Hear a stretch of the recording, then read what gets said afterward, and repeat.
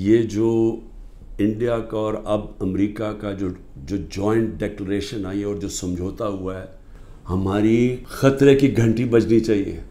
FATF में भी दोबारा जाने के बड़े स्ट्रांगली बताया जा रहा है कि बड़े अर्जुन, रोशन ये आ अभी रहे जो जॉइंट स्टेटमेंट जारी हुआ हाँ। तो कायदा जो बाइडन प्लस मोदी जी ने वहां पे FATF का उस स्टेटमेंट के अंदर बाकायदा नाम है। क्या पाकिस्तान को इंडिया की दुश्मनी महंगी पड़ने वाली है आगे, कि अभी फिर से ग्रे लिस्ट पर US और इंडिया दोनों मिलकर पाकिस्तान को डालने वाले हैं? तो पाकिस्तान तो वहाँ लाकर खड़ा कर दिया है कि फिर कहा है कि आप ये ख़त्म करें, हुक्म दिया है। यानी वहाँ पर जो स्टेटमेंट आई है उसमें ये ऑर्डर किया गया है, ये सिर्फ कहा नहीं गया बल्कि उन्होंने ऑर्डर किया है कि ये जो कुछ हो रहा है दहशतगर्दी यहाँ से इसको ख़त्म किया जाए। टेररिज्म, जो टेररिस्ट है उनको ज़मीनें देके रखी हैं, क्यों? क्योंकि लश्कर तैयबा और हिजबुल मुजाहिदीन जो कि UN की टारगेट लिस्ट पे हैं, यानी कि जो उनकी लाइन पे है कि ये टेररिज्म। और अगर हम लश्कर तैयबा और हिजबुल मुजाहिदीन की बात करें तो ये दोनों पाकिस्तान से ताल्लुक रखते हैं।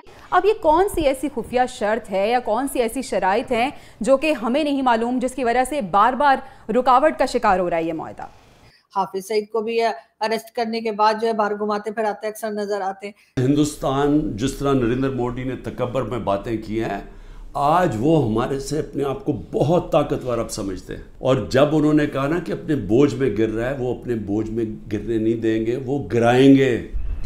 हेलो फ्रेंड्स, जय हिंद। हिंदुस्तान स्पेशल में आपका स्वागत है। दोस्तों, अमेरिका और भारत के एक बयान से पाकिस्तान मुश्किल में पड़ गया है। पड़ोसी देश के ऊपर एक बार फिर से फाइनेंशियल एक्शन टास्क फोर्स की तलवार लट गई है। दरअसल भारत और अमेरिका ने 23 जून को एक संयुक्त बयान जारी कर पाकिस्तान से मांग की थी कि उसके नियंत्रण वाले किसी भी क्षेत्र का इस्तेमाल सीमा पर आतंकवादी हमले के लिए नहीं किया जाए। प्राइम मिनिस्टर नरेंद्र मोदी और अमेरिकी राष्ट्रपति जो बाइडेन ने पाकिस्तान से 26 नवंबर 2008 को मुंबई में हुए हमले और पठानकोट हमले के अपराधियों को दंडित करने का भी आह्वान किया था। दोनों देशों के संयुक्त बयान में FATF का भी जिक्र था। भारत और अमेरिका ने फाइनेंशियल एक्शन टास्क फोर्स से कहा है कि वह अपने धन शोधन और आतंकवाद के वित्त पोषण के मानकों को और सख्त करे। गुरुवार को राष्ट्रपति जो बाइडेन और प्राइम मिनिस्टर नरेंद्र मोदी के बीच व्हाइट हाउस की बैठक के बाद जारी बयान में कहा गया है कि दोनों नेताओं ने FATF से मनी लॉन्ड्रिंग और आतंकवाद के वित्त पोषण को लेकर अपने नियम और सख्त करने को कहा है। ये जो इंडिया का और अब अमेरिका का जो जो जॉइंट डिक्लेरेशन आई है और जो समझौता हुआ है, डिफेंस में, न्यूक्लियर में, आर्टिफिशियल इंटेलिजेंस टेक्नोलॉजी में, ये अब पाकिस्तान में बहुत आ गई। हमारे माशी हालात बिल्कुल ही जिधर पहुंच गए हैं, इससे एक इम्बैलेंस पैदा हो गया है। आज हिंदुस्तान जिस तरह नरेंद्र मोदी ने तकब्बर में बातें की हैं, आज वो हमारे से अपने आप को बहुत ताकतवर अब समझते हैं। और जब उन्होंने कहा ना कि अपने बोझ में गिर रहा है, वो अपने बोझ में गिरने नहीं देंगे, वो गिराएंगे। हमेशा जंगें तब लड़ी जाती हैं जब एक फ्रीक समझता है कि वो दूसरे से बहुत ज़्यादा ताकतवर है। रूस जब यूक्रेन में गया तो यूक्रेन का न्यूक्लियर प्रोग्राम ख़त्म हो चुका था और रूस समझता था उनसे बहुत बड़ा ताकतवर है। अमेरिका इराक में और अफगानिस्तान में इसलिए गया कि वो बहुत ताकतवर था उनसे। तो जब हिंदुस्तान ये समझना शुरू हो गया कि वो पाकिस्तान से बड़ा ताकतवर है, हमारी खतरे की घंटी बजनी चाहिए, मुल्क को मुत्तहिद होना चाहिए। हाफिज सईद को भी अरेस्ट करने के बाद जो है बाहर घुमाते फिराते अक्सर नजर आते हैं। तो ये सारी चीजें तो इनसे हो रही नहीं है कि वो बाहर निकल के जो है लोग कुछ भी धमकियां लगा रहे होते हैं। जो इन्होंने टेरर आउटफिट्स बनाई वो इनके गले पड़ी हुई है। और FATF में भी दोबारा जाने के बड़े स्ट्रांगली बताया जा रहा है कि बड़े रोशन ये अभी जो जॉइंट स्टेटमेंट जारी हुआ तो कायदा जो बाइडन प्लस मोदी जी ने वहां पे FATF का उस स्टेटमेंट के अंदर बाकायदा नाम है।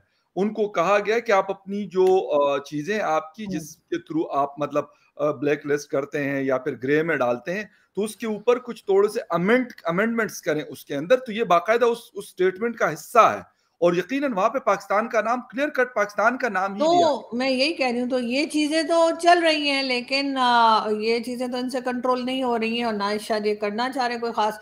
लेकिन हाँ, अपने जो आम पब्लिक है, चाहे वो बलूचिस्तान की हो, चाहे वो सिंध की हो, चाहे किसी भी जगह की हो पाकिस्तान में, उनको तंग करना, उनको उठा के ले जाना, उनको मारना पीटना, ये इनके लिए बहुत आसान काम है। शायद अब इनको इस काम में मजा भी आता है।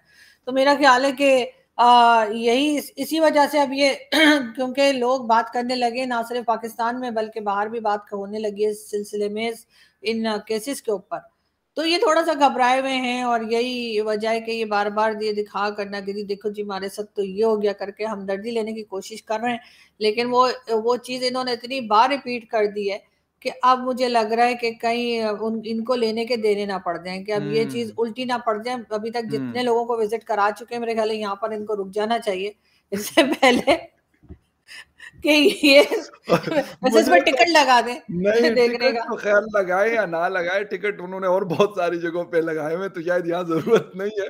लेकिन मुझे तो लगता है कि ये स्कॉटलैंड यार्ड्स और यूनाइटेड नेशन और MI7 कहीं उनको ना मतलब दावत दी जाए कि यार यूनाइटेड नेशन का एक डेलीगेशन जो है इसको विजिट करे, फिर OIC का एक डेलीगेशन आए इसको विजिट करे, ये भी तो मुमकिन है, हो सकता है इंटरनेशनल एक उसके लिए मतलब कि इंटरनेशनल इशू बनाया जाए। वो कहते हैं ना कि ये 9/11 था पाकिस्तान में। मीटिंग हुई थी, नरेंद्र मोदी जो विजिट करने गए थे अमेरिका की, उस विजिट के बाद अभी FATF के आपने देखा होगा कि एक बहुत बड़ा काम करने जा रहे हैं। क्या पाकिस्तान को इंडिया की दुश्मनी महंगी पड़ने वाली है आगे, कि अभी फिर से ग्रे लिस्ट पर US और इंडिया दोनों मिलकर पाकिस्तान को डालने वाले हैं, इस तरह की कोई प्लानिंग चल रही है?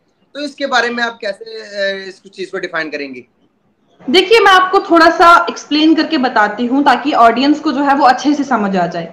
तो वहां पर एक स्टेटमेंट जारी की गई जहां हमारे प्राइम मिनिस्टर नरेंद्र मोदी जी गए, और उस स्टेटमेंट में लगभग 48 पैराग्राफ्स थे।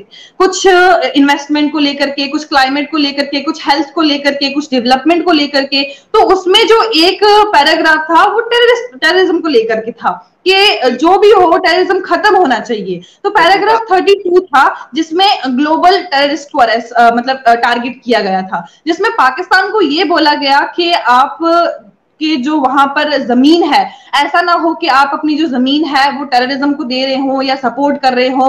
तो उस चीज से वहां पर उनको टारगेट किया, डायरेक्टली टारगेट नहीं किया। उसके बाद हमें क्या देखने को मिला कि पाकिस्तान की गवर्नमेंट जो है वो प्रोटेस्ट कर रही है किसके खिलाफ, जिनके जो ये स्टेटमेंट यूनाइटेड नेशन में जारी की गई, जो हमारे प्राइम मिनिस्टर जी ने जारी की, तो वो एक अलग चीज है। आप उस चीज को देखो मत ना, आप ये देखो कि पूरी स्टेटमेंट में क्या लिखा है, आप वो पूरी स्टेटमेंट पढ़ो। बोला कि पाकिस्तान को मतलब ये बोला गया कि इन्होंने कहीं ना कहीं टेररिज्म, जो टेररिस्ट है उनको जमीनें देके रखी हैं। क्यों? क्योंकि लश्कर तैयबा और हिजबुल मुजाहिदीन जो कि UN की टारगेट लिस्ट पे है, यानी कि जो उनकी लाइन पे है कि ये टेररिज्म। और अगर हम लश्कर तैयबा और हिजबुल मुजाहिदीन की बात करें तो ये दोनों पाकिस्तान से ताल्लुक रखते हैं। इतनी सारी स्टेटमेंट्स में ये बात कही है कि लश्कर तैयबा और हिजबुल मुजाहिदीन जो है वो पाकिस्तान के हैं। तो वहां पर UN ने इनको अंडरलाइन किया था कि ये उसके बाद और भी बहुत सारे टेररिस्ट ऑर्गेनाइजेशंस थी